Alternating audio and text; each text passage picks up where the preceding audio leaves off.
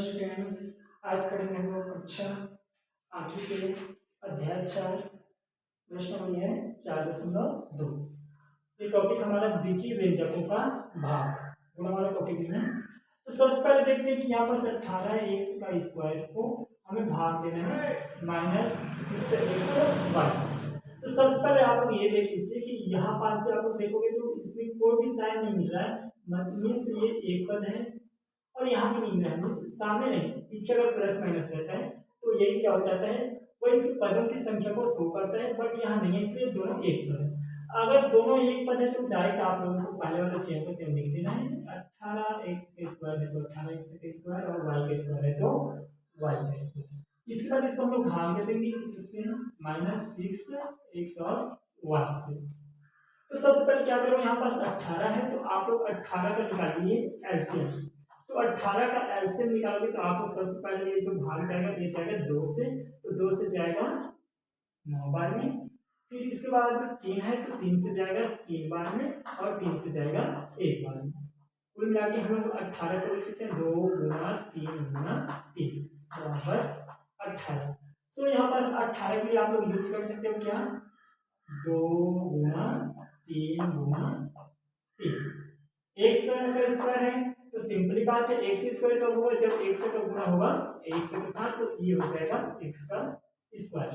तो हम लोग x स्क्वायर को लिख सकते हैं x गुना x गुना, सेम उस प्रकार y स्क्वायर है तो इसको भी लिखा जा सकता है y गुना y इक्वल y का स्क्वायर, इसको लिख सकते हैं y गुना y। बटे तो आप लोगों को लगा लेना बटे का साइन, फिर माइनस है तो लिख सकते हैं माइनस और सामने लिखेंगे एक, क्योंकि यहाँ माइनस है इसलिए एक। अब इसके बाद 2 है तो 6 है तो 6 का भी एलसीएम निकाल लो, तो 6 का एलसीएम निकालोगे 2 से 3 बार में और 3 से 1 बार में। तो आप लोग 6 को लिख सकते हो क्या, 2 गुना 3, एक से एक ही है तो एक ही बार लिखोगे, y एक है तो एक ही बार लिखोगे। अब इसके बाद देखिए जो जो कटता है काट दीजिए, 2 से 2 कट जाएगा, 3 से 3 कट जाएगा, एक x और एक x कट जाएगा, एक y और y।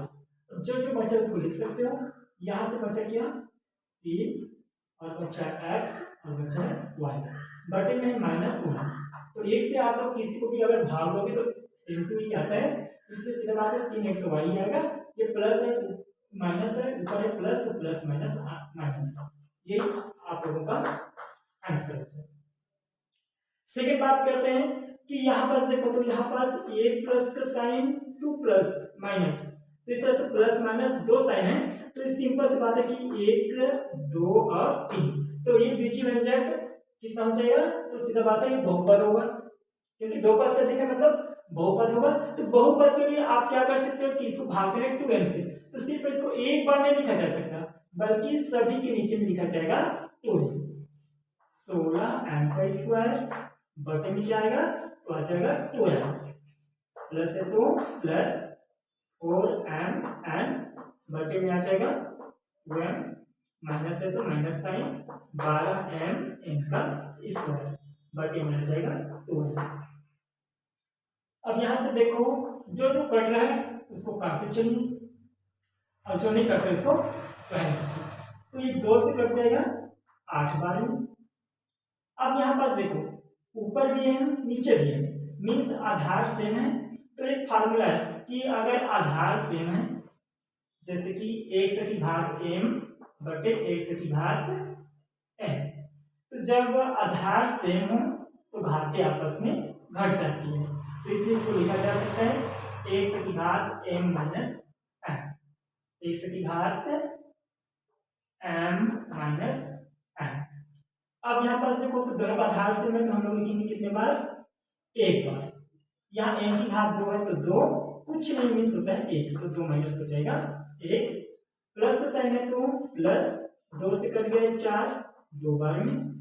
अब यहाँ पास ये दोनों सेम है, चाहे तो आप डायरेक्ट भी काट सकते हैं कोई प्रॉब्लम नहीं है, लेकिन आप एक नियम को फॉलो करके बनाओगे तो दोनों में क्या है m एक ही बार है, दोनों का आधार सेम है तो कुछ नहीं, तो घाते क्या होगा 1 माइनस 1, या तो डायरेक्ट काटना है तो काट भी सकते हो, और यहाँ n है तो यहाँ पास आ जाएगा n, माइनस है तो यहाँ पास आ जाएगा माइनस साइन, और फिर ये 2 है 12 कट जाएगा 6 बार में, और इसको चाहे तो आप डायरेक्ट निकाल सकते हैं, लेकिन एक नियम से चले तो m, अब घात देखो आधार से में 19 से घात आपस में घट जाएगा, तो ये हो जाएगा 1 माइनस 1।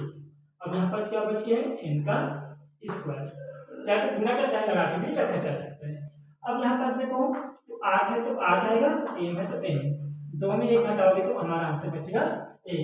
जनरली 1 को लिखा नहीं जाता, प्लस 2 है तो 2, तो m का घात हो जाएगा 0, क्योंकि 1 में 1 घटेगा तो 0, n है तो n, माइनस है तो माइनस, 6 है तो 6, n की घात, तो 1 में 1 घटेगा तो हो जाएगा 0, n का स्क्वायर।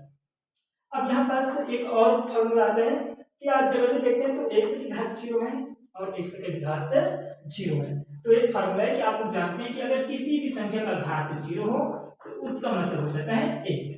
तो 8n का 8n प्लस इस n 0 का मीन्स हो जाएगा 1, तो यहाँ ओनली बचेगा 2n और यहाँ बचेगा माइनस 6, इसका मतलब हो जाएगा 1, तो यहाँ बचेगा n स्क्वायर। यही आप लोगों का आंसर है।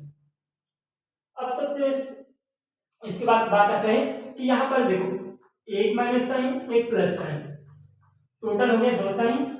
अब 2 साइन मतलब आप लोग समझ जाओ कि वो 3 पद होगा। अब 3 पद है मीन्स क्या हो जाएगा, ये बहुपद है। अच्छा, अभी तक हम लोग भाग देते थे तो एक पद वाले से भाग देते थे, लेकिन यहाँ आप लोगों को भाग देना किससे, बहुपद। तो जब भी आप लोगों को बहुपद को बहुपद से भाग देना है तो आप इस सीधी से भाग नहीं दे सकते, उसके लिए एक अलग विधि से आप लोग क्या करोगे, इसको भाग दीजिए।